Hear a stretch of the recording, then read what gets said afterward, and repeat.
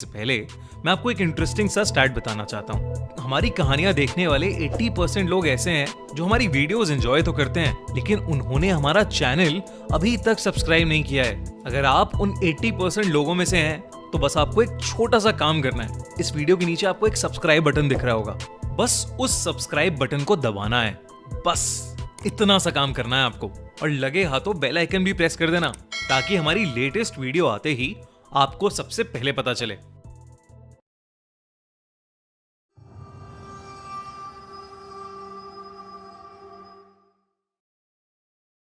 कमला horror story. ये कहानी करीब 40 साल पुरानी है।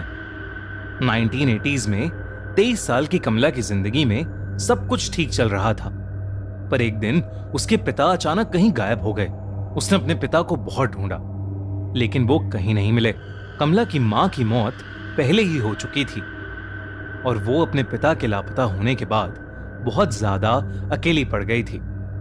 जब कई कोशिशों के बाद भी उसके पिता नहीं मिले, तो सबने उन्हें ढूंढना ही छोड़ दिया और हार मान ली। इतनी टेंशन के बीच कमला का ध्यान रखने वाला कोई नहीं था, इसलिए कमला के चाचा चाची ने उसकी शादी प्रभाकर परिवार के बड़े बेटे अजीत से कर दी, ताकि कमला का ध्यान रखने के लिए हमेशा कोई हो। अजीत ने कमला को उसके मुश्किल समय में संभाला, और वो थोड़ा बेहतर महसूस करने लगी। कमला अपने नए घर में अपनी नई जिंदगी से एडजस्ट करना सीख रही थी, और धीरे धीरे खुश होने भी लगी थी। सारा परिवार उसे बहुत प्यार देता था और उसका ख्याल भी रखता था, खासकर उसका देवर राजेश। पर धीरे धीरे चीजें बदलने लगी। एक दिन जब कमला सो रही थी, तो उसकी अचानक किसी के रोने की आवाज से नींद खुल गई।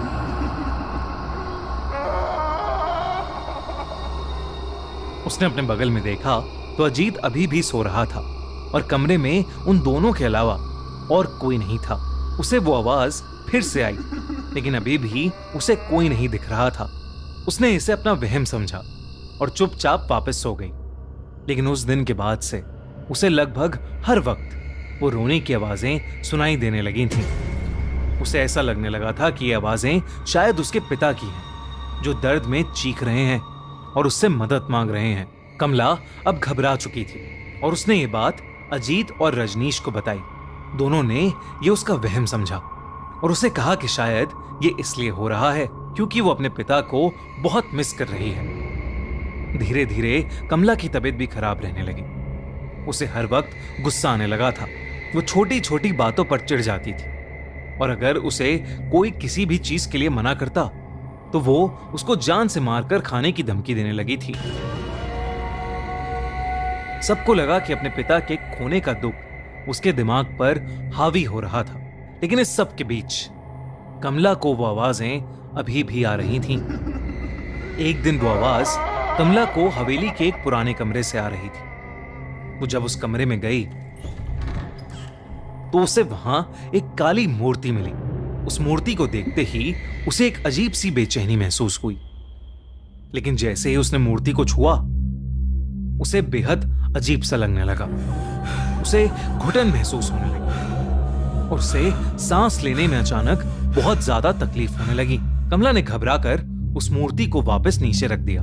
कमला को डर लग रहा था, और वो कमरे से बाहर ही जा रही थी कि उसके पैर में कुछ भारी सी चीज आकर लगी। जब कमला ने ध्यान से देखा, दोस्तों हम खूनी मंडे पर 300 से भी ज्यादा एनिमेटेड हॉरर स्टोरीज कर चुके हैं, और अब हम आपके लिए लेकर आए हैं इंडिया का सबसे थ्रिलिंग पॉडकास्ट आंखों देखी, जिसमें हम ऐसे लोगों को बुलाएंगे जो अपने रियल हॉरर एक्सपीरियंसेस हमसे शेयर करेंगे। ऐसी थ्रिलिंग स्टोरीज और कॉन्स्पिरेसी थ्योरीज जो आपका दिल दहला देंगी। तो जैसे अभी तक आपने खूनी मंडे की एनिमेटेड स्टोरीज को प्यार दिया है, आप हमारे नए पॉडकास्ट आंखों देखी को भी उतना ही प्यार देना। हमारे पॉडकास्ट के पहले गेस्ट हैं एक कमाल के स्टोरी टेलर यूट्यूबर SR पे, जिन्होंने हमसे शेयर करी हैं पहाड़ों की बहुत सारी हॉरर स्टोरीज। तो इस वीडियो के बाद हमारे पॉडकास्ट आंखों देखी का पहला एपिसोड देखना मत भूलना, लिंक पिन कमेंट में। तो वहां एक इंसानी खोपड़ी, एक स्कल उसके पैरों में पड़ा था। तब कमला को देखा कि उस कमरे में कुछ और भी चीजें पड़ी हैं। उस कमरे में ढेर सारी इंसानी हड्डियां इधर उधर पड़ी थीं, और हर जगह खून ही खून था। वो जब उस कमरे को और ध्यान से देखने लगी तो वहां उसे एक खत मिला। उसने खत उठाया और उसे पढ़ने लगी। खत में लिखा था कि वो मूर्ति श्रापित है और इसने उनके पुरखों को भी परेशान किया है। ये सब पढ़ते ही कमला को अपने पिता की चीख सुनाई दी और वो मूर्ति अपने आप जोरों से हिलने लगी। कमला को एक अजीब सा भारीपन महसूस होने लगा, जिसके बाद वो एकदम से बेहोश हो गई। कमला ने जब अपनी आंखें खोली तो वो अपने कमरे में ही थी और सब परिवार वालों ने उसे घेर रखा था।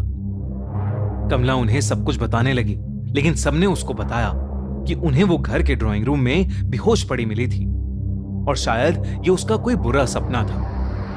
उन्होंने कमला को दवाई दी और उसे सुला दिया, पर उस रात कमला हमेशा हमेशा के लिए बदल गई। अजीत बाकी रातों की तरह डिनर के बाद वॉक करके कमरे में आया तो उसने देखा कि कमला बिस्तर पर नहीं, बल्कि कमरे के एक अंधेरे कोने में दीवार की तरफ मुंह करके जोर जोर से हंस रही है।